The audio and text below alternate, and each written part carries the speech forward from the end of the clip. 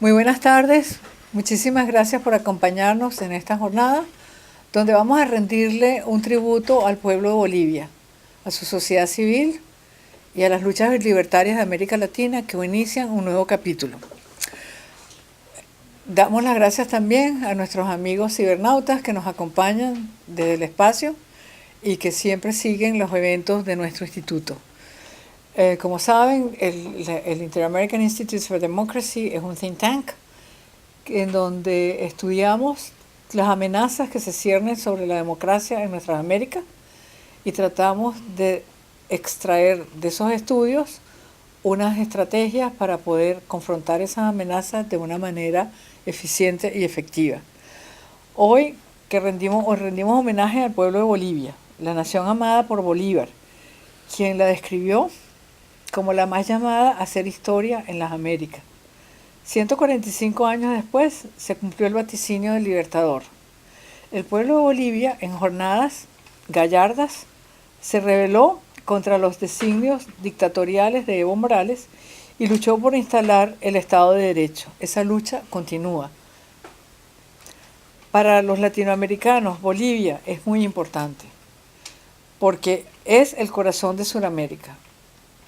A partir de Bolivia se pueden penetrar todas las naciones de ese continente por vía fluvial o por vía terrestre. Y como bien nos han enseñado los maestros de la geopolítica, quien toma el corazón de un continente termina decidiendo sus destinos. Hoy en día los destinos de la democracia de América Latina se juegan en Bolivia y los latinoamericanos tenemos que estar conscientes de eso. En segundo lugar, es un estado multicultural, donde por muchísimos años han vivido descendientes de diferentes culturas de una manera absolutamente pacífica y han logrado hacer una cultura cívica que está marcada por los orígenes de cada uno de estos grupos, pero al propio tiempo con sus particularidades y siempre con su sentido libertario. Es además una pieza fundamental para una de esas excrescencias no deseables de la globalización, que es la transnacionalización del crimen organizado. Como todos sabemos, cada vez que la economía mundial hace un giro, termina habiendo como un descalabro entre las instituciones políticas y el ritmo de la economía. Surgen entonces áreas grises y surge fragilidad institucional en muchos de los estados-nación. Esas dos condiciones son aprovechadas por el crimen organizado para penetrar y para crear bases operativas. El que llegue a poseer el corazón de América Latina, desde el punto de vista de la estrategia del crimen organizado, eso sería fundamental para penetrar los marcos institucionales del resto de las naciones. Porque lo que está en juego en América Latina hoy en día es la supervivencia no solo de la libertad, sino del Estado-nación como lo conocemos, y a través de Bolivia estos grupos siniestros pueden lograr su cometido. Nuestra libertad hoy está amenazada por tres factores, además, que son las ideologías trasnochadas que prometen el paraíso, pero a costa de que quienes viven en la cotidianidad vivan un infierno. Y ese infierno sirve para simplemente sostener dictadores y la clase que los apoya, que viven de manera opulenta. Está amenazada por el crimen organizado y está amenazada por los marcos institucionales obsoletos que heredamos en la colonia y que hemos sido incapaces de reconstruirlos.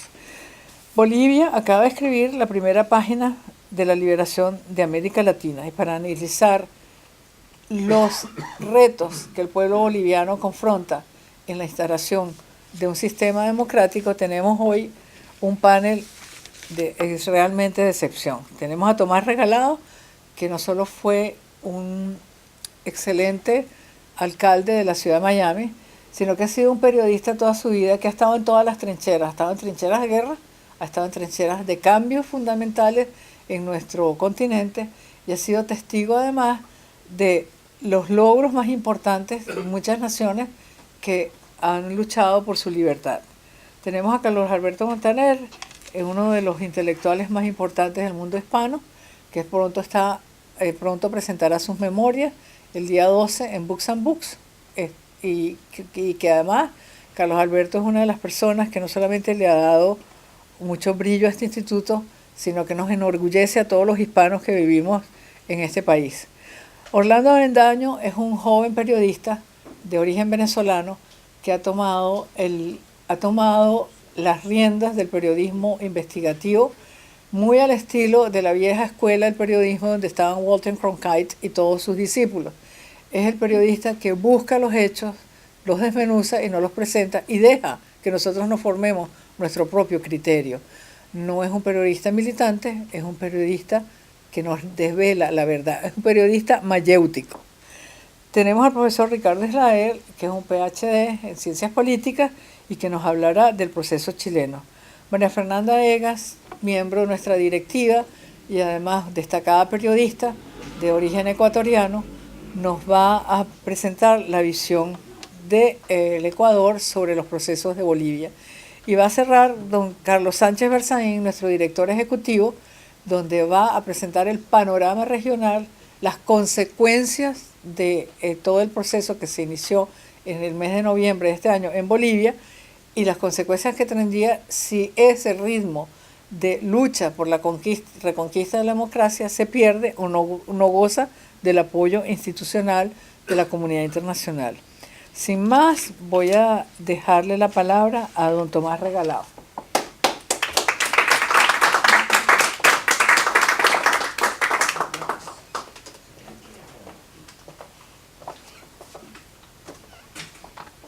Muchas gracias, Beatriz. Y estamos todos ansiosos, los que están siguiendo a través de las redes y los que estamos aquí, de escuchar a este panel tan importante y tan informado. Yo sí les voy a pedir un poco de licencia porque quería hablar desde el punto de vista local y desde el punto de vista personal. No tanto pues analizar las consecuencias internacionales, sino como traer a casa la noticia que yo como periodista recibí y las vivencias que recordaba cuando estaba en el gobierno de la ciudad de Miami.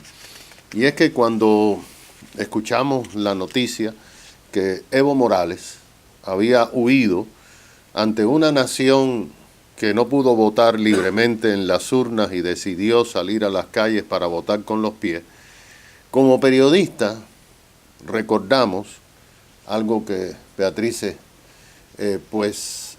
mencionó, que fuimos testigos de las imágenes en 1989 en Alemania Oriental, en Checoslovaquia, en Polonia, en Gdansk, cuando los pueblos salieron a las calles para pacíficamente lograr el desplome del campo comunista.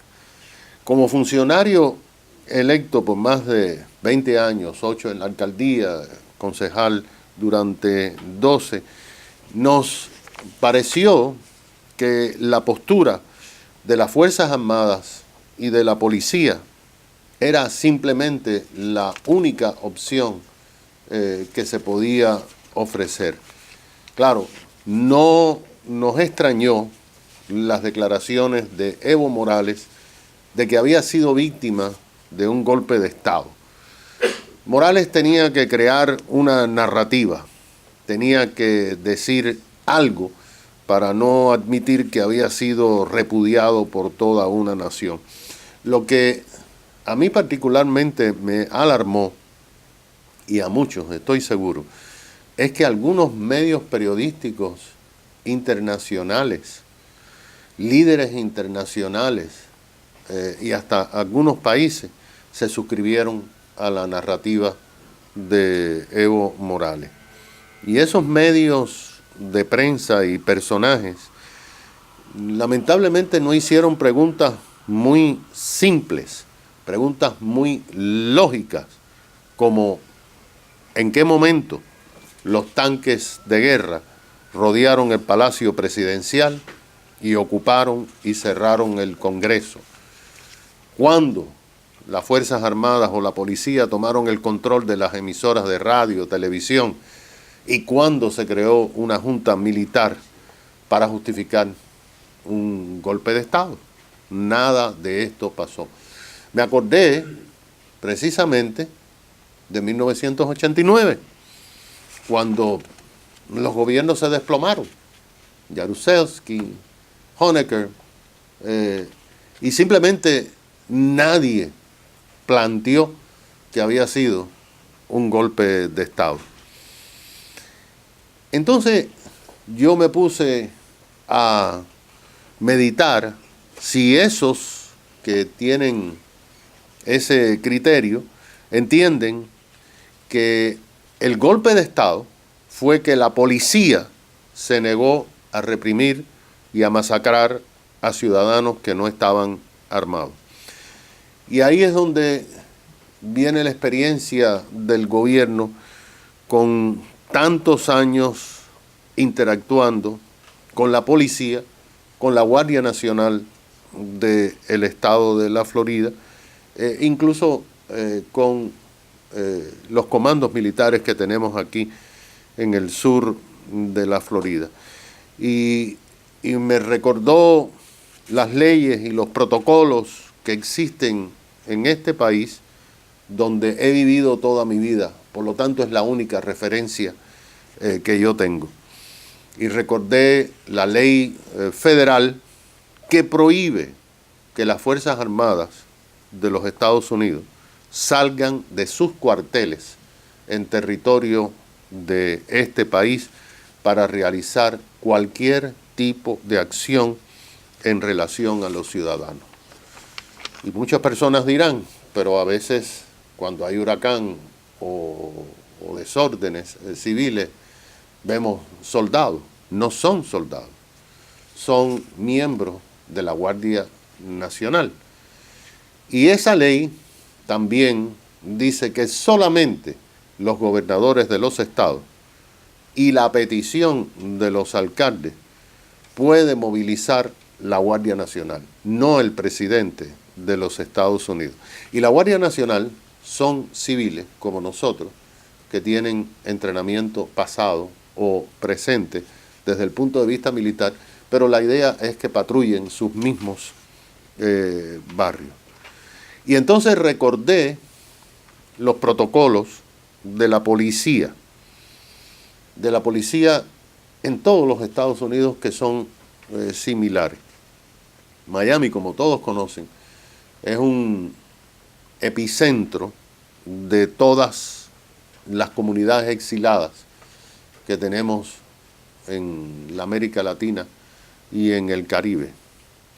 Y recuerdo que durante mis 8 años en la alcaldía experimentamos centenares de marchas y protestas, algunas que se tornaron violentas, y fui testigo personal, participante, estaba en la escena de cómo la misión de la policía era proteger el derecho de los manifestantes a expresarse libremente. Había momentos en que la policía se veía obligada a cerrar los expressways o las vías rápidas, creando un caos vial, pero la prioridad era proteger el derecho de estos manifestantes para que pudieran expresarse de una forma pacífica. Recordé los estatutos del estado de la Florida, los protocolos. Los policías solamente pueden actuar cuando algunos ponen en peligro la vida y la propiedad de todos. Y me recordé que en septiembre del 2017, después del paso del huracán Irma, la ciudad de Miami, como casi todo el sur de la Florida, quedó a oscuras debido a la fortaleza de ese huracán que prácticamente devastó los servicios energéticos de aquí del sur de la Florida. Y En ese momento comenzaron una serie de saqueos en áreas de la ciudad de Miami. Yo tuve que notificar al gobernador y como alcalde tuve que declarar el toque de queda. Y ese toque de queda no da licencia para matar a la policía. Tiene un protocolo específico. Solamente la misión es pacificar. Y únicamente se permite usar fuerza letal cuando la vida de los agentes del orden, y lo dice la ley, están en peligro real e inminente. Estas leyes son las que han permitido que en Estados Unidos de América los votantes, no las Fuerzas Armadas, quiten o pongan a todos sus funcionarios electos. Y que si un político no hace lo correcto, existen mecanismos de revocatoria o mecanismos legales, nunca sin necesidad de intervención de las Fuerzas Armadas.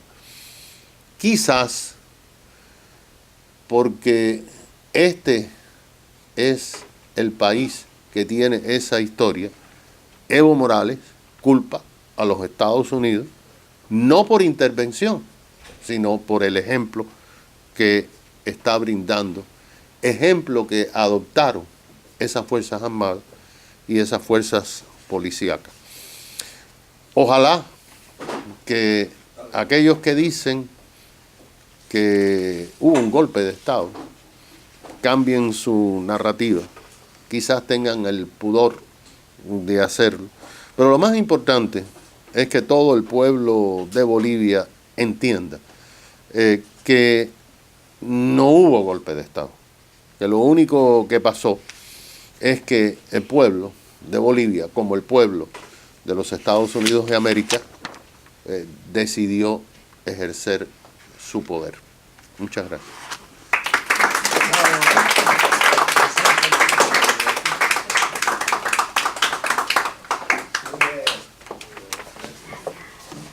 Muchas gracias, Tomás Regalado, por esa magnífica exposición. Ahora tenemos a Carlos Alberto Montaner, quien nos dará la visión continental sobre las expectativas se tienen en América Latina y en este país sobre la solución de la lucha por la libertad en Bolivia.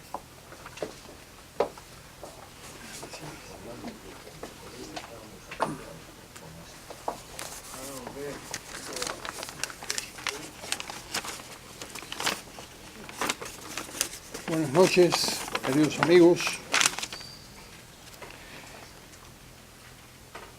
Muchos de ustedes no ignoran que hago un comentario radial para numerosas emisoras.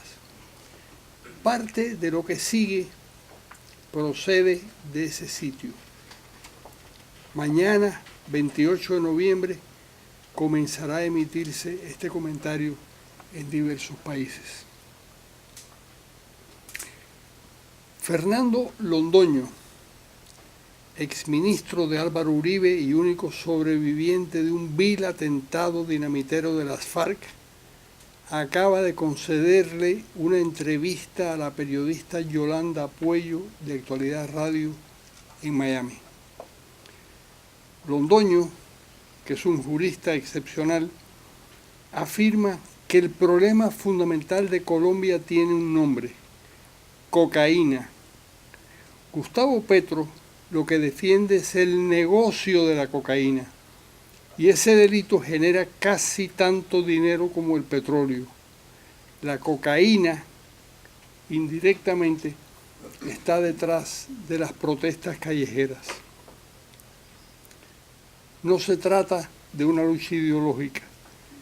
El marxismo-leninismo se acabó en el mundo tras el colapso del comunismo europeo a partir del derribo del muro de Berlín.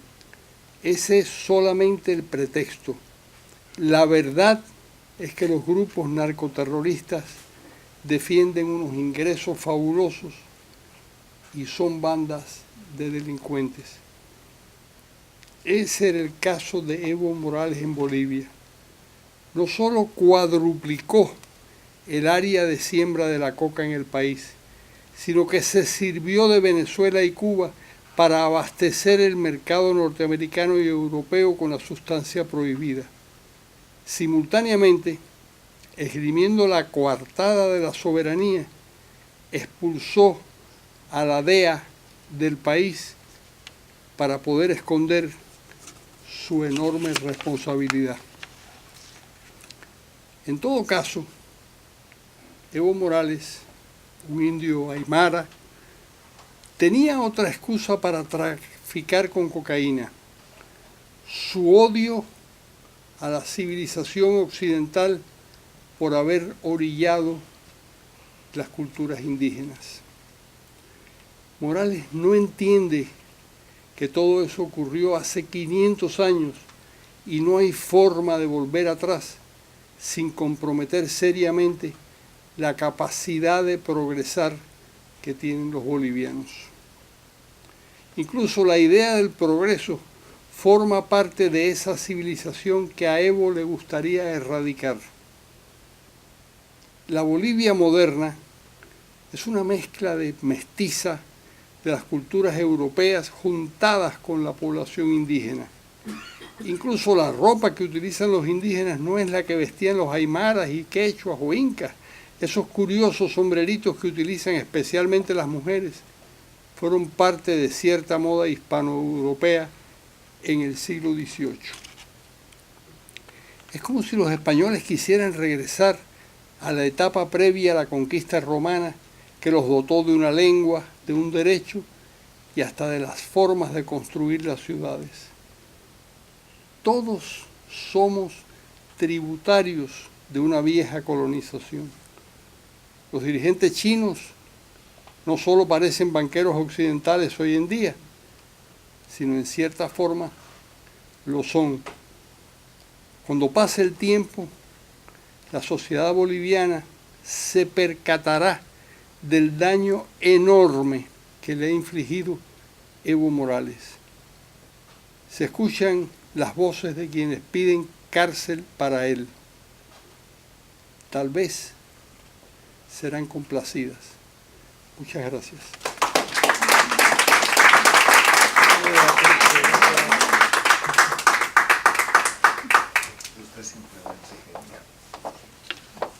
Bueno, ya, muchísimas gracias. Estamos seguros de que al final va a prevalecer la justicia y que pronto el delito, este tipo de delitos que de índole penal van a seguir el mismo tratamiento a nivel internacional que las violaciones a los derechos humanos, que no prescriben, que no conocen fronteras y van a estar permanentemente las personas que los violen sub judice. Vamos ahora a darle la palabra a Orlando Avendaño para que nos dé la perspectiva con la visión venezolana de esta gesta que se libra en Bolivia.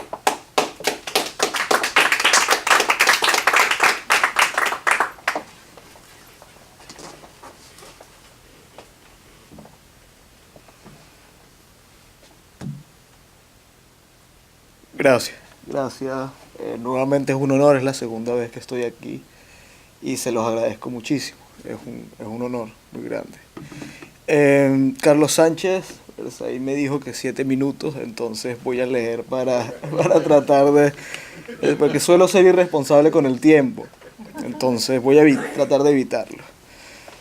A ver, los latinoamericanos arrastramos tantos complejos. Uno de ellos nos atormenta porque hablaría de la insuficiencia de toda una sociedad ante aquellos que, con profunda certeza, se han jurado dominarnos y destruirnos.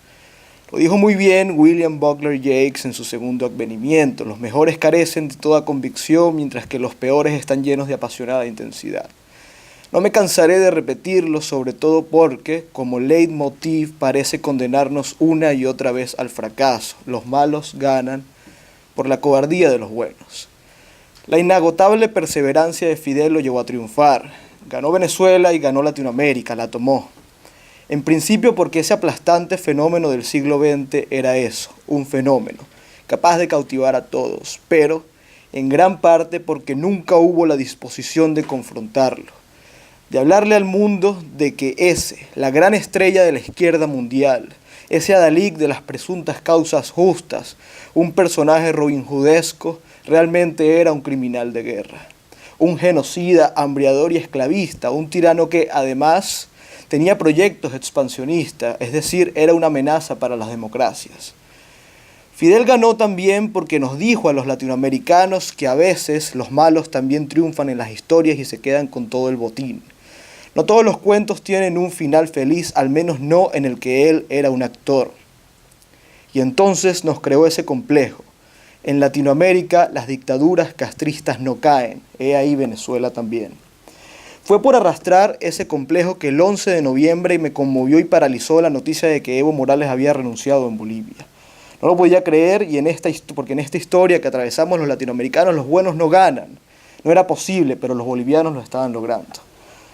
Uno diría que la historia es forjada por los grandes hombres, los Churchill, los de Gaulle, los Luther King, que cuando no existen nada ocurre y nada cambia, pero los bolivianos, con su entereza laudable y una integridad y un temple genuinamente envidiable, lograron torcer la historia, o romperla, más bien. Hasta ahora en Bolivia fracasó el castrismo, perdió lo que lucía imposible de lograr, se dio y ahora la experiencia boliviana nos ofrece, a quienes estamos aún tratando de descubrir la fórmula, algunas lecciones. Hablaré como venezolano, como quien está fielmente concentrado en colaborar con el rescate de la libertad de su país, como quien quiere que Nicolás Maduro renuncie, así como Evo lo hizo. Lo primero que nos deja a nosotros el caso boliviano es, en cierta manera, desmoralizador. En Venezuela es imposible que se dé lo que ocurrió en Bolivia, y son dos factores los clave. En el momento más crítico, la Fuerza Armada Boliviana asumió una postura institucional que, en última, sirvió como punto de inflexión de la crisis provocada a raíz del intento de Evo Morales de robarse nuevamente un proceso electoral. Con el gesto simple de una sugerencia, los militares dejaron claro el contexto al dictador.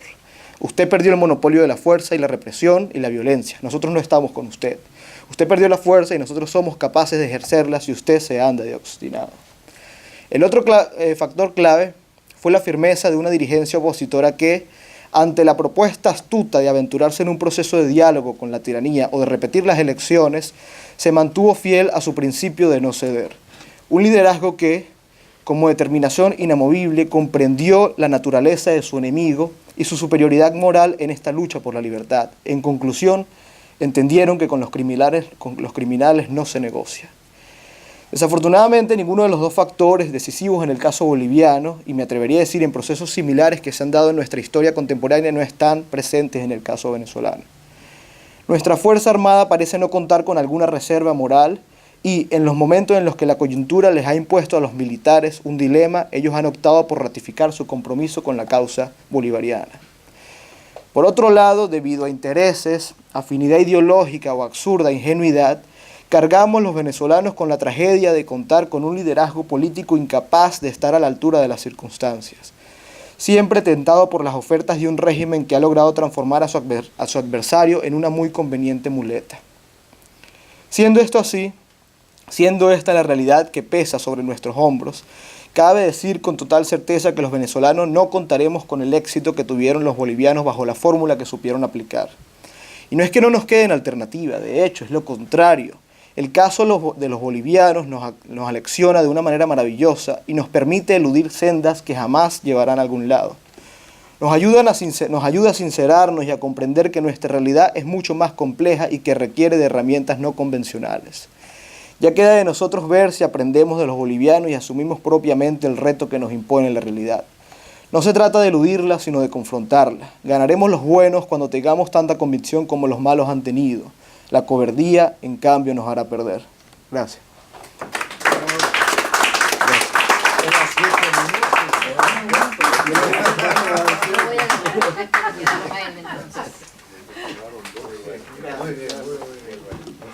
Bueno, ahora tenemos a María Fernanda Egas, que nos va a dar la perspectiva ecuatoriana sobre esta promesa. ¿Perdón? Ah, Israel está aquí. Ah, ya era yo, pero yo no sabía que había llegado. No me di cuenta que había llegado. Ok, perdón, ahora el doctor Ricardo Israel, que nos va a dar la perspectiva de Chile. Gracias.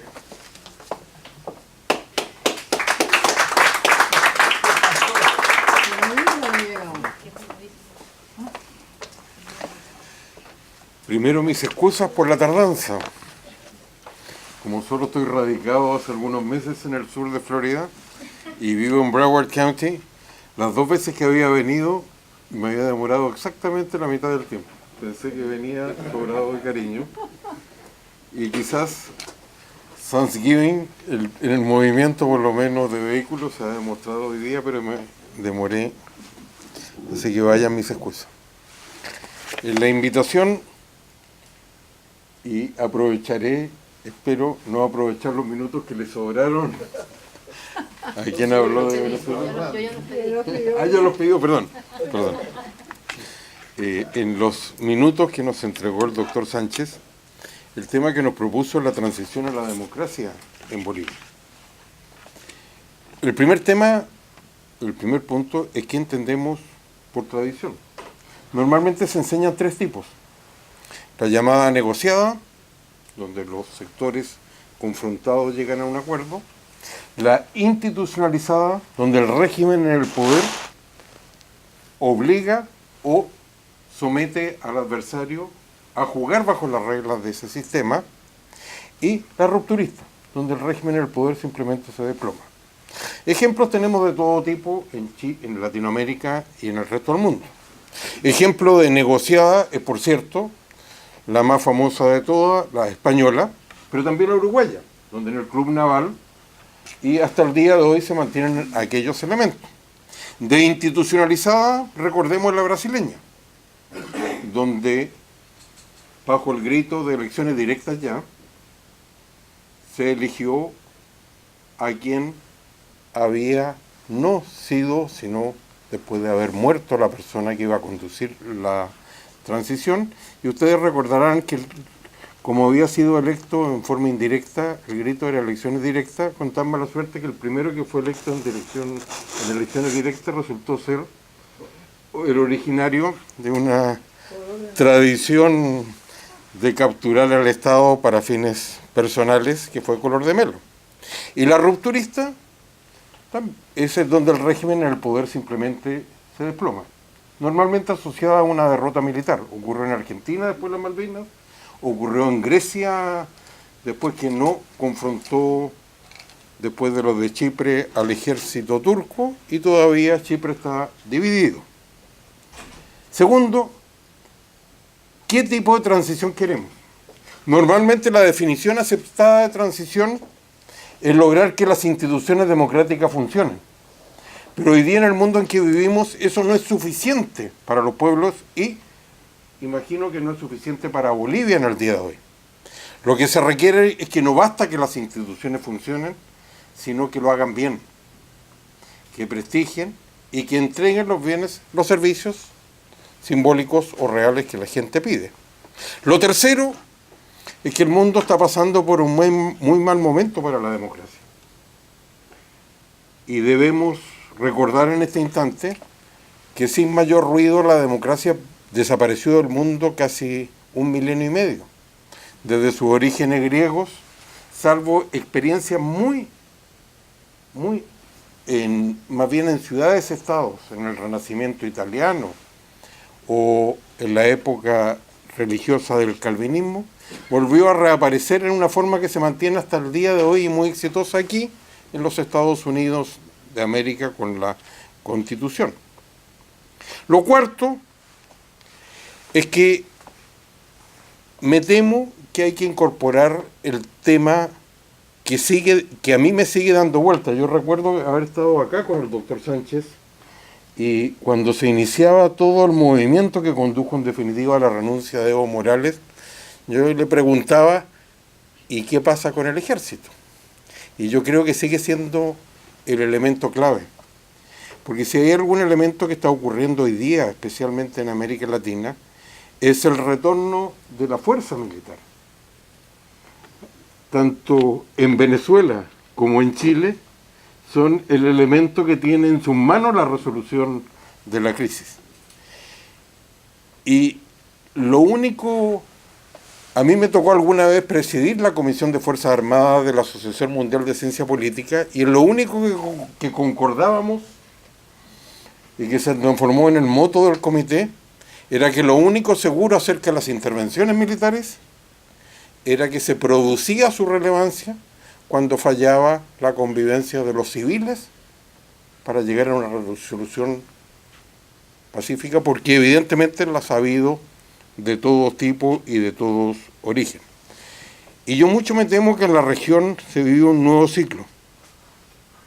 Y aquí hay que incorporar el elemento clave que ya lo adelantó el profesor Montaner, es el tema del narcotráfico. Quizás en Estados Unidos no se le da la relevancia suficiente y creo, y aquí hago un paréntesis, creo que se debe, a mi juicio, a una equivocación de atribuir lo que ocurre con el narcotráfico a elementos externos que desafían la lógica. Por mucho que el Chapo Guzmán haya sido capaz de colocar la droga en la frontera, no creo que sea la persona que controle la distribución, y creo que un ejemplo del poder del narcotráfico es que nunca ha aparecido el equivalente a tanto personaje latinoamericano, ya sea colombiano o mexicano, que abunda en las narconovelas. Y Evo indudablemente dirigía un cartel poderoso, y un cartel que hoy día tiene la posibilidad de reubicarse. Recordemos la alegría con la cual en Colombia se creyó en algún minuto que se habían acabado los carteles, tan solo para reinstalarse en México, más cerca de los mercados. Es el poder del narcoestado lo que está detrás, y creo que esto se agrega a un elemento en que Evo fue muy exitoso, en vender bien la imagen del buen salvaje en un mundo globalizado. Y ejemplos tenemos a la vista, como un candidato como Bernie Sanders. No es la primera vez, pertenece a un tipo de personaje político muy bien descrito en algún libro por el profesor Montaner, en el sentido que si ustedes ven su trayectoria política, pareciera que los latinoamericanos no tuvieran el derecho a ejercer los mismos derechos democráticos que otros países. Ustedes los ven en su protección o apoyo a Fidel Castro, al chavismo, y ahora todo un panegírico a la obra de, entre comillas, de Evo Morales. Y el poder del narcoestado hoy día es visible no solo en su control de Cuba y de Venezuela, sino en su creciente control de Centroamérica, de África, tanto la antigua África inglesa o francesa cada vez, y el denominador común son el Estado fallido o el Estado debilitado. Es imposible entender lo que hoy día ocurre en Chile, que todos entendemos que con esto se acaba algo muy arrogante en mi país, que era hablar durante mucho tiempo de la excepcionalidad, y en segundo lugar se despide quizás por toda una generación de la posibilidad tan cercana que tenía de acercarse al desarrollo. Se acabó el crecimiento económico, se acabó el funcionamiento estable de las instituciones, se acabó la paz social, y es imposible entender esta derrota del gobierno y de la policía sin el poder organizado de la violencia y del narcotráfico. Chile ha despertado bruscamente a la realidad de que el país estaba tomado no solo en algunos sectores, sino que hoy día se ha expandido a todo nivel. No existe otra estructura militarizada capaz de derrotar a la policía, como ha ocurrido con el narcoestado y la debilidad del gobierno. Si le agregamos al tipo de transición la posibilidad que esto en algún minuto se resuelva por la fuerza, el tema del narcoestado, me queda tiempo para mencionar el último punto que quería hacerlo: la estructura internacional. Lo del narcoestado creo que ha sido posible en la forma como se ha desarrollado, porque el mundo hoy día vive una anomalía. Vivimos en la época histórica de la globalización, pero todas, absolutamente todas las instituciones que caracterizan a la arquitectura internacional fueron creadas en otra realidad. Las regionales como la OEA o la Unión Europea, o la Unión Árabe o la Liga, o la Unión Africana o la Liga Árabe. Las económicas como el Banco Mundial o el Fondo Monetario. Y por cierto, las propias Naciones Unidas fueron una creación norteamericana y corresponden al mundo posterior a la Segunda Guerra Mundial en el que se desarrolló la Guerra Fría. Hoy día no tienen forma de abordar fenómenos como lo que estamos viviendo, además de que a su interior ha surgido toda una burocracia que ha comprado una narrativa. Es una narrativa en la cual se han invertido los papeles y muchos de los fenómenos que a nosotros nos parecen desagradables, como el castrismo, el indigenismo de Evo, pasan a ser bienvenidos y postulados con instituciones que se niegan a sí mismos, como la muy conocida institución que es la de los derechos humanos de las Naciones Unidas. Esto también se agrega al elemento de las redes sociales y de la prensa. Una de las cosas que me ha llamado más la atención en Estados Unidos, que evidentemente no hay hechos en los medios de comunicación, sino que hay narrativas. Lo mismo que vivimos tantas décadas en Estados Unidos a partir del castrismo, que es una narrativa en la cual se acomodan los hechos y los hechos se aceptan o se rechazan de acuerdo a cómo funcionan en esa narrativa. Hoy día es un elemento habitual en la forma como se transmiten y se integran las noticias. Y el denominador común en esta estructura internacional y los medios de comunicación o las redes sociales es vender una narrativa. Yo creo que Bolivia ejemplarmente, y con esto termino, ha dado un paso hacia la democracia. Creo que quien ha dirigido el país hoy día, por ejemplo, es una persona de gran popularidad en Chile porque ha demostrado la fortaleza de la cual ha carecido el gobierno y la claridad de la cual ha carecido. Pero el tema de fondo se mantiene y lo ha señalado muchas veces el doctor Sánchez. Cuando conocí yo al doctor Sánchez, le mencionaba o le señalaba que era la primera persona que recordaba que había popularizado el término de la dictadura electoral para referirse a Evo Morales, y hoy día creo que se aplica otra cosa que le escuché a él también, y que hoy día lo repito, que es que ha caído el dictador, pero no ha caído la dictadura. Se mantiene el régimen, se mantiene esa alianza que hizo con Linera y toda la estructura partiendo por una mayoría asambleísta en el poder legislativo. Hay un régimen y se mantiene el poder y la vigencia del narcotráfico. Demasiado central Bolivia. Guevara no fue el último ni el primero en descubrir esa centralidad, pero lo que salga hoy día y la forma como avanza hacia la democracia probablemente va a tener repercusiones en lo que ocurre en varios de los países de América Latina, incluyendo a Venezuela y a mi propio país. Muchas gracias.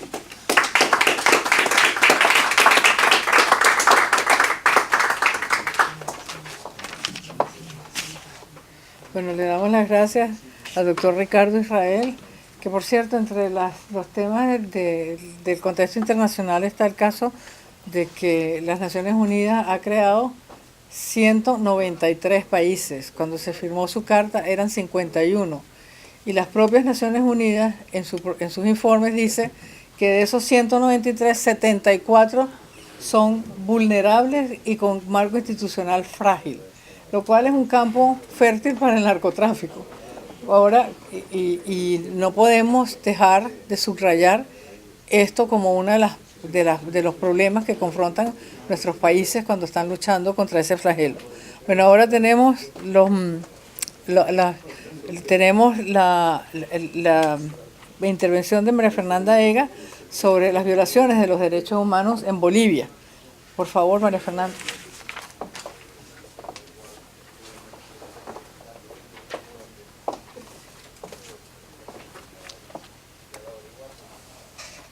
Muchas gracias. Buenas tardes a los miembros del directorio del Inter-American Institute for Democracy, Carlos Sánchez Berzaín, Carlos Alberto Montaner, Beatriz Rangel, Tomás Regalado y al prestigioso panel que nos acompaña el día de hoy, al doctor Israel y al periodista Orlando Bendaño. Buenas tardes al público y presente y al que nos sigue en las redes sociales en este momento. Hace pocas semanas nos dimos cita en este mismo centro de pensamiento para advertir los riesgos para Bolivia y la democracia en la región al celebrar ilegítimamente elecciones con Evo Morales, avalado por la OEA como candidato a un cuarto periodo en Bolivia. Como auguramos entonces, el fraude sería consumado de la misma manera como sucedió en Ecuador el 2 de abril del 2017, mediante la paralización del sistema informático del Tribunal Supremo Electoral, que reincidirían con el mismo modus operandi, con el control electoral bajo su mando y debido a la desesperación ante una inminente derrota. Evo Morales, al aceptar los resultados vinculantes de la auditoría realizada por la OEA, ha reconocido que hizo fraude y ha renunciado. Ahora, desde su cobarde autoexilio, concedido por su coideario Andrés Manuel López Obrador en México, pretende erigirse como una víctima de un golpe de Estado y como el exitoso gobernante con el aura intocable del indigenismo, elementos que bien ha sabido utilizar durante más de 14 años para constituirse en pieza clave del castrismo en la región, que hace 52 años había fracasado en la higuera. La estrategia mediática de la franquicia del Foro de Sao Paulo, que aglutina a los partidos y movimientos de izquierda latinoamericana, a elementos del crimen organizado transnacional como las FARC y a organizaciones terroristas de otras latitudes, pretende imponer un falso relato sobre un líder indígena como defensor de los derechos humanos. Es la misma izquierda que en el transcurso de estos últimos 14 años ha callado cómplicemente ante las violaciones de derechos humanos de Evo Morales, que avergonzarían a cualquier ser humano con un mínimo de integridad, de reconocerse como otro ser humano y especialmente de quien debería estar encargado de ser responsable de proteger la vida de los más vulnerables. Para muestra, permítanme recordarles a las cabezas visibles y a las no tan visibles del Foro de Sao Paulo, ahora reconvertidos en el Grupo de Puebla, tras el resultado del escándalo de Odebrecht, el mayor caso de corrupción y lavado de dinero que involucra al menos a una docena de países de esta franquicia criminal. En febrero del 2011, la Oficina Regional para América del Sur de las Naciones Unidas y su Comité para la Eliminación de la Discriminación Racial en Bolivia, tras el examen de los informes presentados por los Estados partes, aprobó las observaciones finales, entre las cuales destacan repudiables actos cometidos durante la primera presidencia de Evo Morales, mientras se erigía como el presidente indígena. El comité se lamenta por los conflictos y actos de violencia racista contra personas de pueblos y naciones indígenas originarios campesinos, incluso resultando en muertes agravados a partir del año 2006, e incluyendo enfrentamientos en Cochabamba, Chuquisaca, Santa Cruz y Pando. Preocupan al comité la impunidad que sigue existiendo respecto de la mayoría de las violaciones de los derechos humanos perpetrados durante estos hechos y los retrasos en los procesos de investigación de los mismos. El comité reafirma el deber del Estado parte de poner fin a la impunidad por estos actos y lo exhorta a que acelere la administración de justicia y el cumplimiento de la investigación de las denuncias de los hechos. En octubre del 2012, el relator de la ONU sobre racismo y discriminación, Mutuma Ruteri, concluyó que las detenciones a líderes indígenas muestran problemas de discriminación en Bolivia, que la discriminación contra los pueblos indígenas y otros grupos vulnerables de la sociedad aún persiste en Bolivia, situación exacerbada por el desigual acceso a la justicia, la impunidad y el irrespeto del derecho a la consulta previa. Entonces, dirigentes del Consejo Nacional Aylus y Marcas de Cuyasuyu, CONAMAC, presentó 3 casos sobre la represión policial ordenada por Evo Morales contra la 8ª marcha indígena en Chaparina el 25 de septiembre del 2011, la criminalización de dirigentes originarios como Tata Cancio Rojas, de Malcurcota y de Tata Fernando Choque Romero, curaca de la nación Caracara del norte de Potosí. Tras estos informes, el dirigente cocalero Evo Morales y la plataforma y vocerías mediáticas que lo respaldan incondicionalmente prefieren no recordar sus actos racistas, así como han preferido acompañarlo en sus esfuerzos por silenciar otros de sus casos de violaciones a los derechos humanos.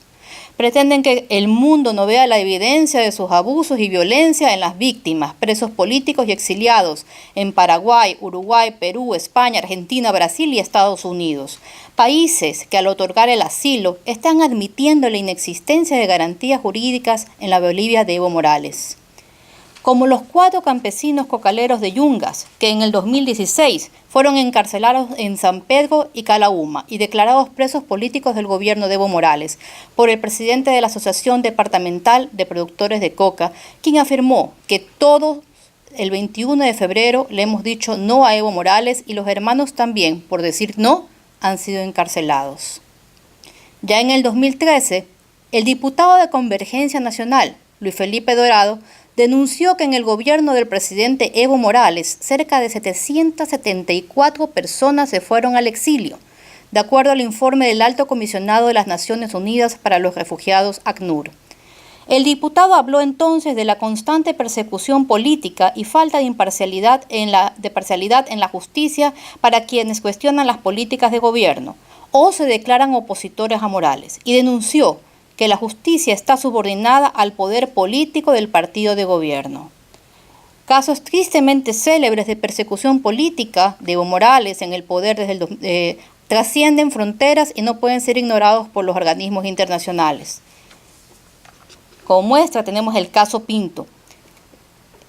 En junio del 2012, el senador opositor Roger Pinto salió del país con destino al Brasil, país que le concedió asilo político tras permanecer varios días en su embajada en La Paz. El régimen boliviano se negó a otorgarle el salvoconducto y debió salir de Bolivia en un operativo con vehículos diplomáticos. El presidente de la Comisión de Relaciones Exteriores del Senado brasileño, Ricardo Ferrazzo, quien colaboró con la salida de Pinto hacia Brasil, afirmó entonces que Bolivia vivía una dictadura disfrazada. El caso de Jacob Oestreich, el ciudadano americano e inversionista que fue arrestado en junio del 2011 en Santa Cruz y fue preso durante 18 meses bajo la sospecha de lavado de dinero, aunque nunca fue formalmente procesado. Su caso tuvo repercusión mundial cuando el actor Sean Penn, una de las estrellas de Hollywood, dijo que será recordado por llorar junto al ataúd de Hugo Chávez, intercedió por su liberación, la cual se produjo en circunstancias desconocidas. El caso terrorismo sucedió en la madrugada del 16 de abril del 2009, cuando fuerzas policiales asaltaron el Hotel Las Américas, donde fallecieron por disparos de bala 3 individuos que la policía identificó como mercenarios. Otros 2 resultaron aprehendidos. La versión gubernamental sostuvo que se trataba de extranjeros terroristas contratados por los líderes de la oposición cruceña y que su intención era impulsar una rebelión armada y asesinar a Evo Morales, mientras éste argumentaba que el caso era de separatismo. El Departamento de Santa Cruz votó en 2008 a favor de la autonomía de esa región, rica en hidrocarburos. De acuerdo a cables filtrados por Wikileaks en 2010, la Embajada de Estados Unidos conoció que los mercenarios habrían sido contratados por los servicios de inteligencia bolivianos para un montaje que justificara la persecución contra dirigentes cruceños de la oposición. De los 39 acusados en un inicio, 5 recibieron sentencia, 12 medidas sustitutivas, 18 huyeron y se encuentran procesados en rebeldía y 4 se mantienen en prisión. El fiscal Marcelo Sosa, que investigó durante 3 años el caso, reveló desde Brasil que fue un montaje del gobierno para eliminar a la oposición de Santa Cruz. Sosa tiene estatus de refugiado temporal en ese país desde marzo del 2014, tras haber huido de Bolivia y denunciar que su familia recibió amenazas. En 2010, el portal Wikileaks filtró un cable de la Embajada de Estados Unidos en La Paz, con fecha del 29 de abril del 2009, que da cuenta que el país del norte sospechaba que el caso terrorismo en Bolivia fue montado por el gobierno para armar una ofensiva contra líderes cruceños de oposición como el entonces presidente del Comité Cívico de Santa Cruz, Branko Marinkovic, el prefecto Rubén Costas y los líderes de la Cámara de Industria, Comercio, Servicios y Turismo de Santa Cruz.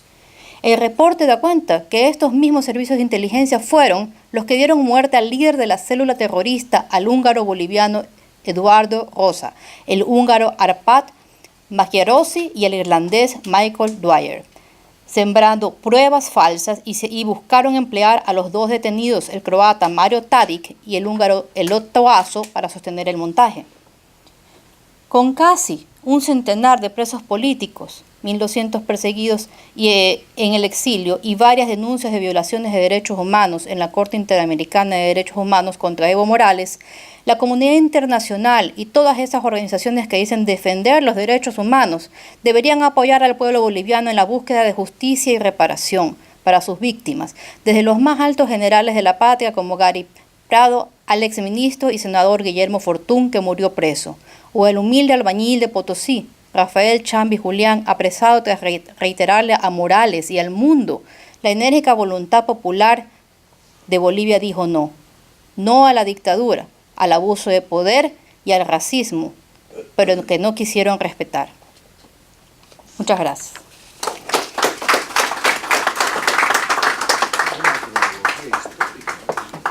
Gracias, María Fernanda. Bueno, acabamos de ver el panorama de los que dicen que defienden los derechos humanos, cómo ejecutan esa política en sus propios países y cómo los que los defienden simplemente lo que están sirviendo es de apoyo a una de las violaciones masivas institucionales peores de los derechos humanos en nuestro continente. Para finalizar, vamos a tener las reflexiones de cierre. Nuestro director ejecutivo, Carlos Sánchez Berzaín, que ha sido ministro del Gabinete 5 veces en Bolivia, es doctor en Ciencias Políticas y Ciencias Jurídicas. Muchas gracias.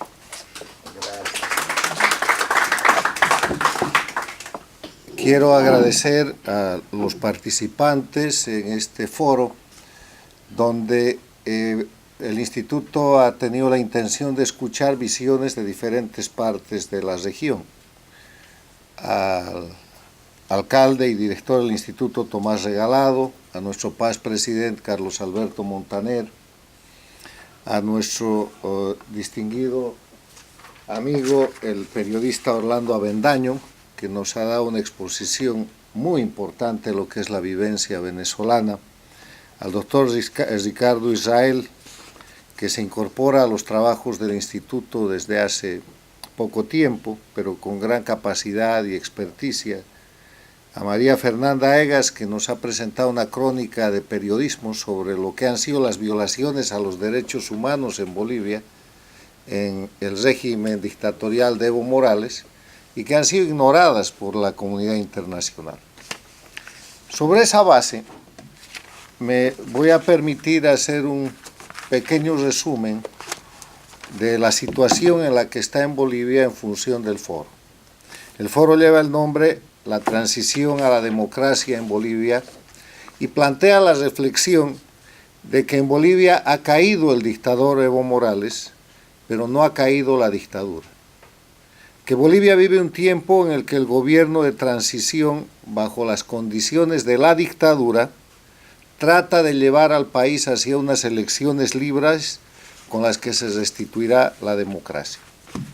Esto quiere decir que en Bolivia ha caído el dictador, pero no hay todavía democracia. Porque para que haya democracia en un país, tiene que haber respeto a los derechos humanos y libertades fundamentales, y en Bolivia siguen habiendo presos políticos y en el mundo siguen existiendo más de 1.200 exiliados políticos. Para que haya democracia tiene que haber vigencia del Estado de Derecho, que quiere decir que nadie está por encima de la ley, y en Bolivia se está en proceso de restituir el Estado de Derecho, pero todavía no está restituido. Para que haya democracia tiene que haber división e independencia de los poderes públicos, y Bolivia está asentada sobre un conjunto de poderes públicos, el legislativo, el judicial, el electoral, que son poderes establecidos por el dictador Evo Morales para operar un sistema dictatorial y bajo su absoluto control. El poder que está liberado es el poder ejecutivo bajo la presidencia transitoria de la presidenta Yanine Áñez. Para que haya democracia tienen que haber elecciones libres y limpias que representen la vigencia del voto universal como expresión de la soberanía popular, y eso viene.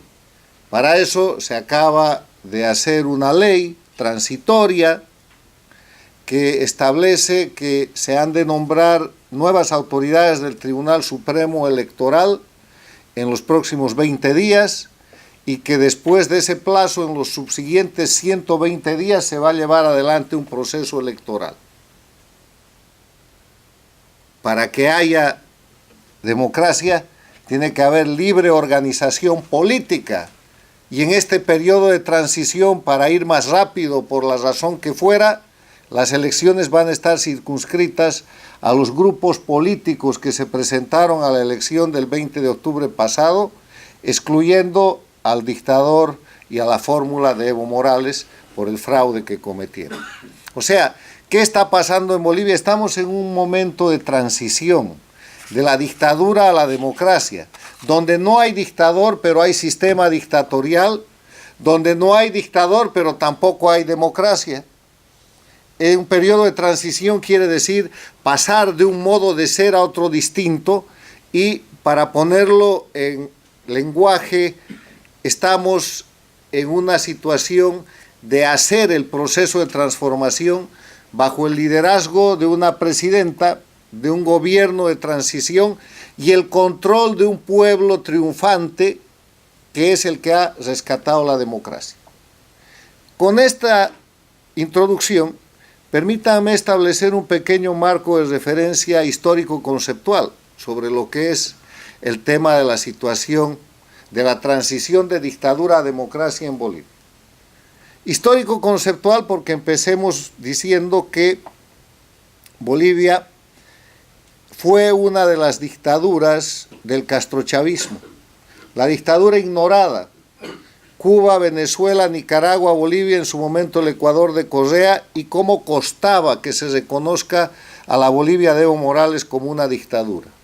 Finalmente fue reconocida cuando cayó, pero en el tiempo de esos 14 años de régimen dictatorial, como se ha dicho aquí, se puso un gran sistema de propaganda internacional, falsificando la imagen de Evo Morales el impostor, presentando a un cocalero como si fuera campesino, presentando a un mestizo como si fuera indígena, presentando a un enajenador de la patria que entregó el país a la presencia cubana, venezolana, iraní y de otro tipo, como si fuera un patriota, y presentando a un narcotraficante como si fuera un luchador por los derechos fundamentales de las personas. En ese escenario histórico, lo que pasó en Bolivia es lo que yo describí en este libro que presenté el mes de octubre del año pasado.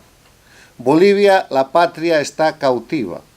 Esta cadena que oprime el mapa en rojo, amarillo y verde de mi patria Bolivia, es una cadena integrada por eslabones que tienen que ver con el narcoestado, la corrupción, los crímenes, los negociados, los presos políticos, las leyes infames, la manipulación de la justicia, la miseria, la falsificación de la información, las masacres, la suplantación constitucional, el castrochavismo, la dictadura, una crisis económica encubierta, el entreguismo, la dependencia, los elementos que configuran el país que está dejando Evo Morales, el país que ha dejado Evo Morales, que es un país caracterizado en los últimos 14 años por ser un satélite dependiente del castrochavismo, que como sabemos es un sistema de delincuencia organizada transnacional liderado por Cuba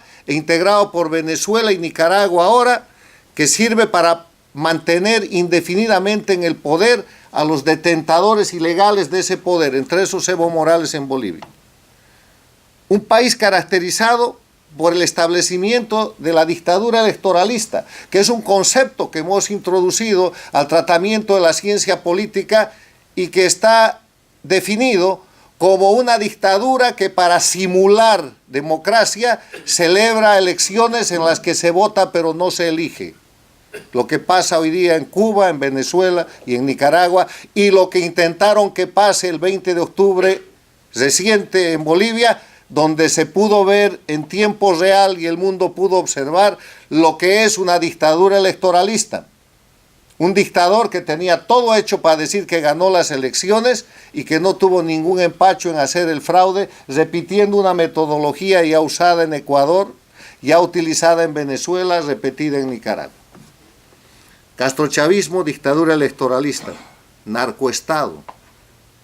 La construcción de un Estado cuyas autoridades políticas y cuyas instituciones están orientadas al sostenimiento del negocio del narcotráfico, puesto en evidencia y comprobado en Bolivia y denunciado desde hace más de 10 años, denunciado desde la llegada de Evo Morales al poder, porque la condición de narco de Evo Morales es anterior a la toma del poder que él hace a su asunción a la presidencia que realiza en enero del 2006.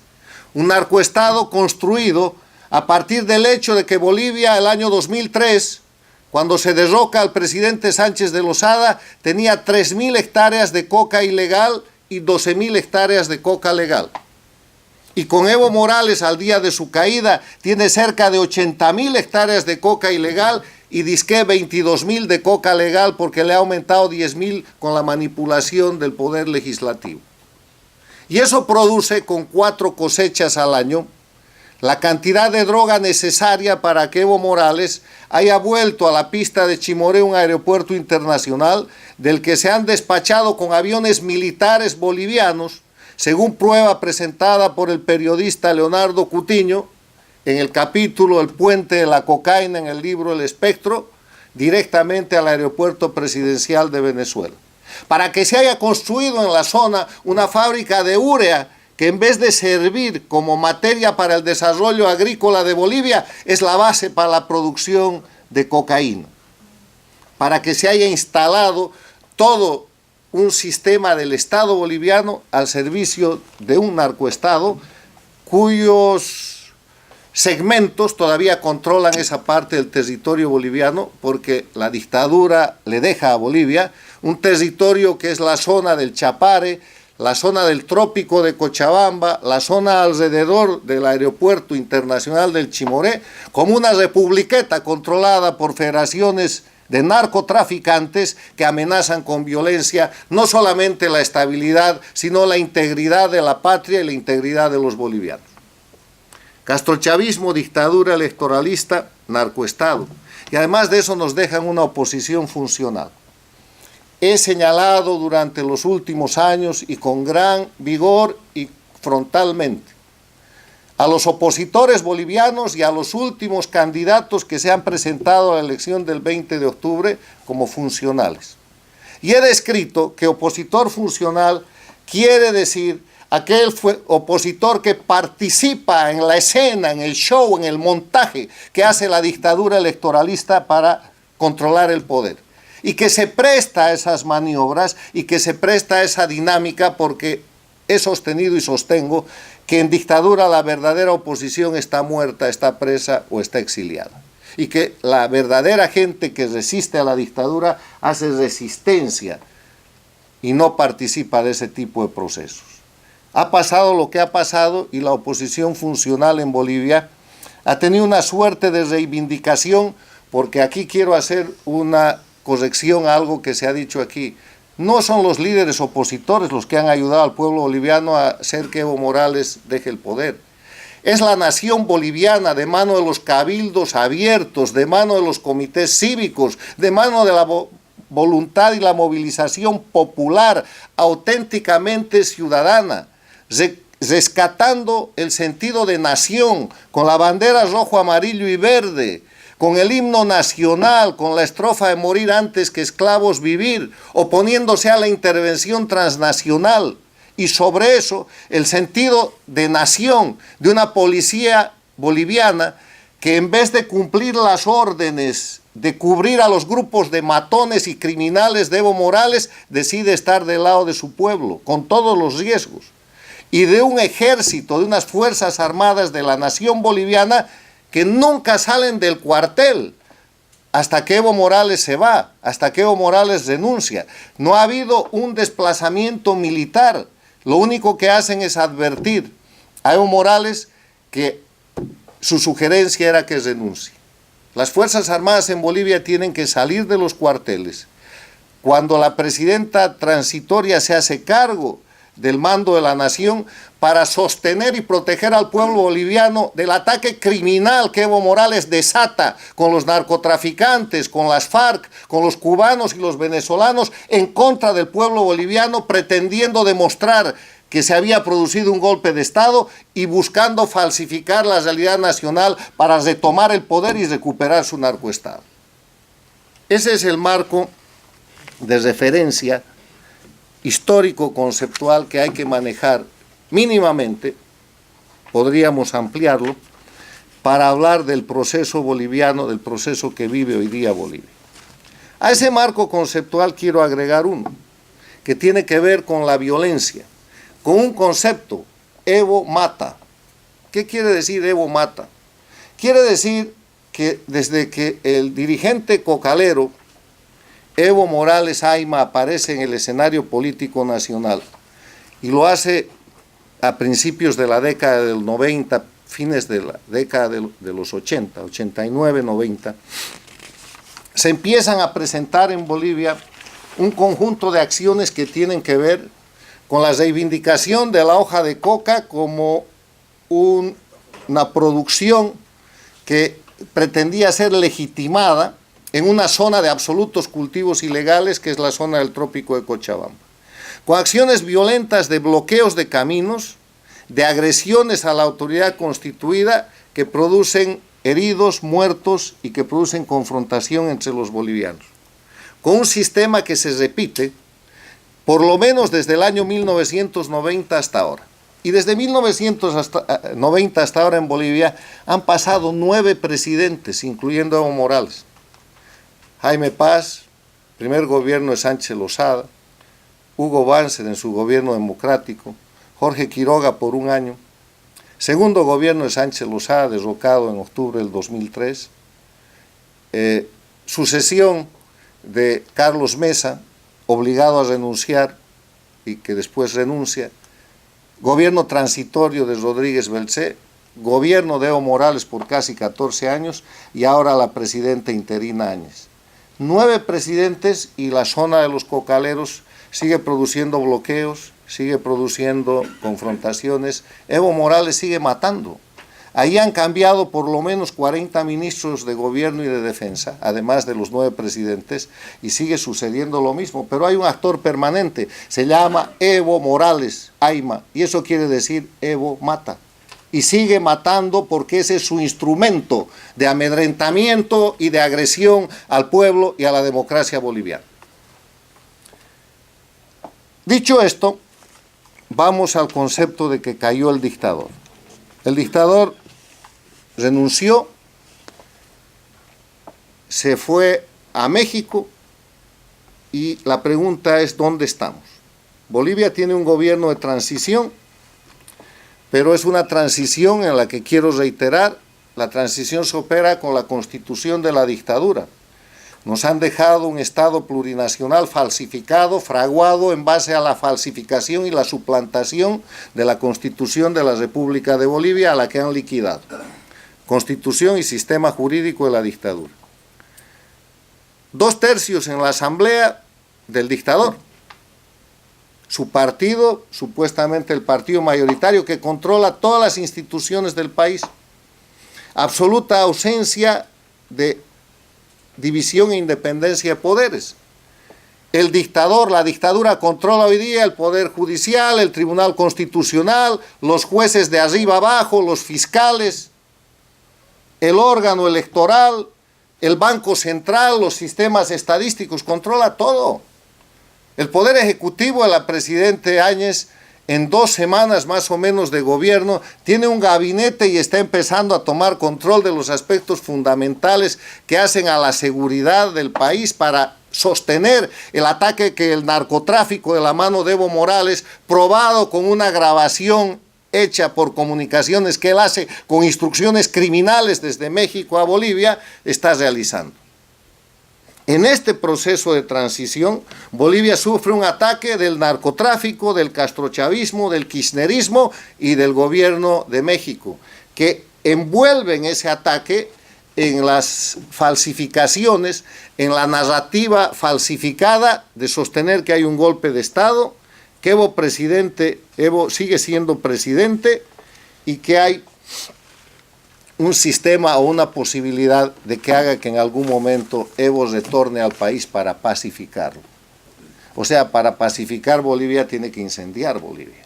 Y ese ha sido su esfuerzo y hasta ahora, de manera exitosa, el gobierno transitorio ha logrado controlar aquello. Pero este proceso de transición refleja una imagen que la quiero poner en el contexto común y corriente de la vida. La transición boliviana se podría resumir con la frase de que estamos en medio del río y avanzando hacia la orilla correcta, pero estamos rodeados de cocodrilos y de pirañas. Es un río revuelto en el cual ese proceso de transición, esa democracia boliviana que está saliendo, que está naciendo, está rodeada de todo el sistema dictatorial que está dispuesta a aniquilar esa democracia para volver a restablecer un narcoestado, un sistema castrochavista que es esencial en la cadena transnacional y cuyo efecto ya se puede sentir viendo lo que pasa en Cuba, lo que pasa en Venezuela, lo que pasa en Nicaragua y lo que pasa en el propio México y lo que va a pasar en la Argentina de los Fernández Kirchner. Por eso es la virulencia con la que ese grupo de gobiernos de delincuencia organizada transnacional se confrontan y atacan hoy día a los bolivianos que han rescatado, que hemos rescatado nuestra democracia y que tenemos un gobierno de transición que no es de nadie, que es del país y que tiene funciones específicas. Porque la transición en Bolivia, que va a tomar unos meses, de repente más de lo que algunos hubiéramos querido, tiene tareas específicas. Y al gobierno de transición le quiero decir desde aquí que las tareas que las circunstancias históricas le han fijado son muy específicas. La primera tarea del gobierno de transición debería ser buscar de manera rápida y eficiente determinar cuál es el estado del país.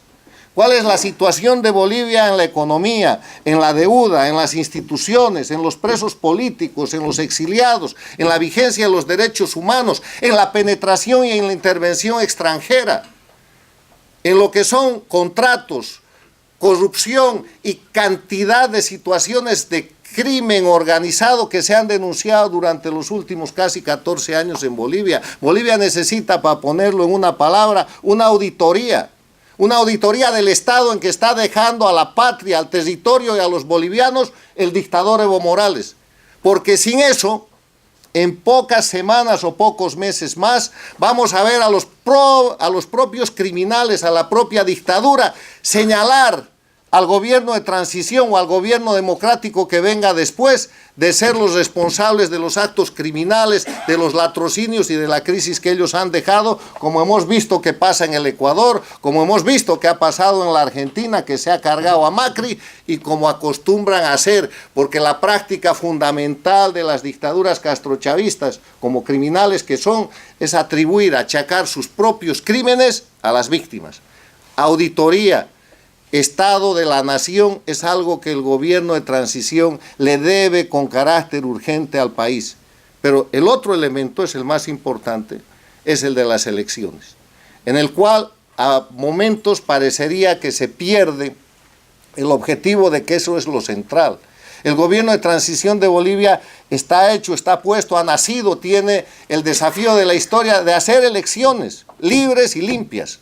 Y en ese camino tiene una tercera misión que es colateral y que tiene que empezar, no se espera que termine, y es iniciar el desmantelamiento de la dictadura, teniendo firmeza en la identificación de los enemigos de la patria, el narcotráfico, la Cuba castrochavista, Venezuela, los enemigos que están operando internamente como las FARC, y toda la gente y los grupos criminales que quieren desestabilizar al país y que son los que han sostenido durante casi 14 años al dictador Evo Morales.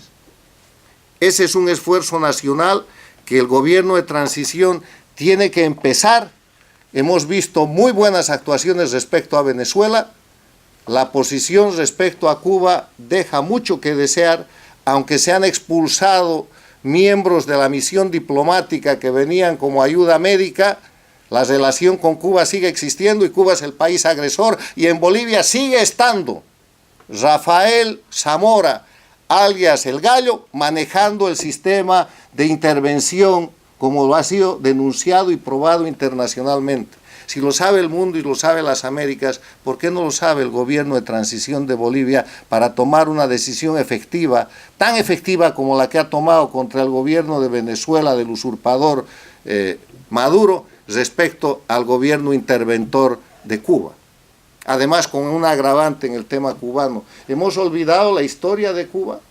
¿Hemos olvidado que desde la década de los 60 es un Estado interventor, asesino, criminal, que ha llevado guerrillas, que en Bolivia estuvo con el Che Guevara, que después alentó la confrontación en toda América con guerrillas urbanas y guerrillas rurales, y que después lidera desde la década de los 70 la condición de traficantes de droga y de construcción de narcoestados? Si está escrito. Hay bibliotecas completas de demostración de esa situación, y de pronto hay gobiernos que se empeñan en tratar al régimen cubano como si fuera un Estado. Termino diciendo que en esta dinámica de la transición, la recomendación que siempre he realizado a los países, a los pueblos que se enfrentan a la necesidad de liberarse de las dictaduras, y que vale para Venezuela, y que vale para Cuba, y que vale para Nicaragua, sigue valiendo para Bolivia. La necesidad de unidad, unidad que no es una unidad ideológica. Aquí no hay derechas, no hay izquierda, bolivianos. Una unidad que no es regional, no es de raza, que es lo que ha querido exacerbar el castrochavismo. Aquí, bolivianos. Una unidad que no tiene que ver con posiciones económicas o aspiraciones políticas, bolivianos. Una unidad que es esencial para terminar de derrotar a la dictadura. El dictador está fuera del gobierno, pero no está fuera del poder.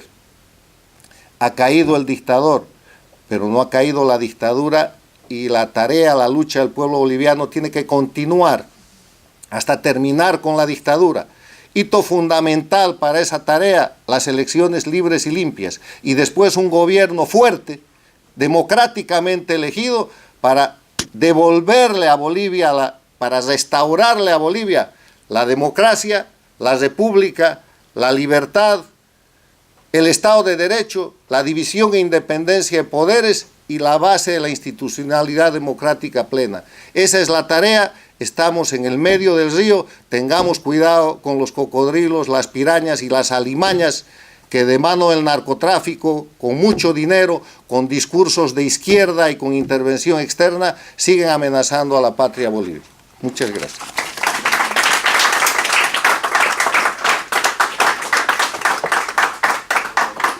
Y ahora, para finalizar, vamos a tomar una pregunta que hace telefónicamente uno de nuestros compañeros cibernautas sobre que va a hacer una pregunta a alguno de los panelistas. Por favor. ¿Aló? Sí, aquí desde La Paz, el señor Ayo, desde La Paz llama. Buenas noches, señor Ayo. Está usted en el aire. Por favor, haga su pregunta. Muy buenas noches. Les agradezco la oportunidad de poder... No se oye. ¿Aló? Se cayó. ¿Me permito? Sí. ¿Sí? ¿Me escuchan? Sí. Hola, hola. Sí, lo escuchamos. Por favor, continúe. Perfecto. Me permito darles a conocer 7 puntos que son importantes, que los han ido mencionando todos los expositores, pero me permito hacer un resumen, un abstract de lo que han estado comentando. El primer hito es el abuso extralimitado del poder. El segundo hito es el abuso de los bienes del Estado. El tercer hito es el hastío de la clase política. El cuarto hito es el desafío que ha existido por parte del presidente que renunció hacia el pueblo, desafiando que no se podía hacer reclamos públicos con pititas y llantas, además de amenazar a toda la población de cercarlas a las grandes ciudades para asfixiarnos. El quinto hito es hacer creer que a todo un país que por milésimas se pueden ganar elecciones con mayoría. El sexto hito es considerar que el pueblo es ignorante ante la puesta en escena del terror. Bolivia es un país que siempre ha sacado la cara por ser libre. Bolivia es un país que ha buscado libertad siempre, ha buscado justicia. Me permito darles a conocer que un elemento fundamental que ha ayudado a conseguir que se vaya el dictador es el elemento claro y sorprendente de haber hecho un seguimiento minucioso al proceso electoral, haber identificado cómo se hizo el fraude, haber identificado a la empresa auditora que develó el fraude. Con estos dos elementos se pudo dar a conocer a la policía en primera instancia, a la población como parte de la policía y al ejército. Gracias. Estos elementos fueron... Señor Ayo, ¿nos puede formular su pregunta, por favor? Perdone que lo interrumpa. Perfecto. Considero que estos dos elementos que han sido sorprendentes ante el escenario del narcoestado deben ser analizados y estudiados. No los he escuchado hablar de elementos sorpresa para derrocar a estas dictaduras de narcoestado. Que ninguno de lo que usted dice, el señor Ayo, es que ninguno de los opositores develó una estrategia con elementos sorpresas para confrontar el narcoestado, cómo combatirlo, cómo luchar contra ese flagelo. Dice que ninguno de nosotros, y realmente ninguno de nosotros tocó ese tema. Está bien. El tema de desmantelar el narcoestado empieza con el proceso de reinstitucionalización del Estado. Cuando hay Estado de Derecho, hay menos posibilidades de que haya narcoestado, porque rige la ley. Bolivia tenía una muy buena ley antinarcóticos, la ley 1008. La han cambiado, la han destrozado, hay que volver a esa institucionalidad, hay que reponer la vigencia de la ley. Cuando hay división e independencia de poderes, jueces independientes, fiscales independientes, un sistema de justicia aceptable, un sistema de legislación que no legisla para el narco, sino legisla para la ciudadanía. El sistema legislativo boliviano ha terminado legislando para el narcoestado. Cuando aumenta de 12.000 a 22.000 hectáreas de coca legal, eso es legislación para el narcotráfico. Cuando hay independencia de poderes y cada poder hace lo que tiene que hacer, el narcoestado se acota. Pero además de eso, yo creo que es esencial el retorno a los convenios de cooperación internacional de los cuales Evo Morales ha sacado a Bolivia para hacer y para fortalecer su narcoestado. Desde el año 1995, Bolivia tenía acuerdos bilaterales muy serios con la DEA, y la DEA ha operado exitosamente en Bolivia. La DEA tiene que volver a Bolivia, y hay que trabajar el retorno de la DEA como una cuestión de interés nacional, porque la DEA tiene los sistemas más efectivos de detección internacional, de inteligencia, de información, para que soberanamente las fuerzas antinarcóticos bolivianas puedan operar. Hay que llevar adelante un proceso de reapertura de los convenios internacionales de lucha contra el narcotráfico, pero de lucha contra el narcotráfico, no de protección del narcotráfico, con Europa, con varios países de la Unión Europea que han sido rotos, con Israel, con el que ha roto relaciones prácticamente y ha cerrado embajadas Evo Morales, con los Estados Unidos y con todos los países latinoamericanos.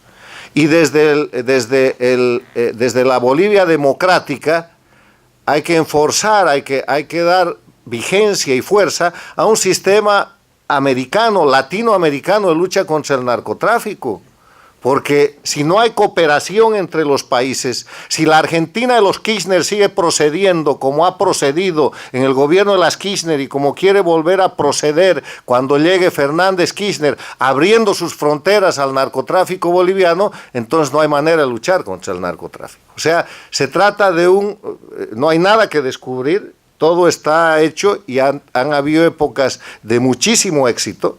De esa manera se llegaron a las 3.000 hectáreas de coca ilegal. Entonces apareció el fenómeno del castrochavismo, que agarra a un dirigente cocalero, lo vuelve líder político, lo hace presidente y construye el narcoestado y la desgracia de Bolivia por casi 14 años.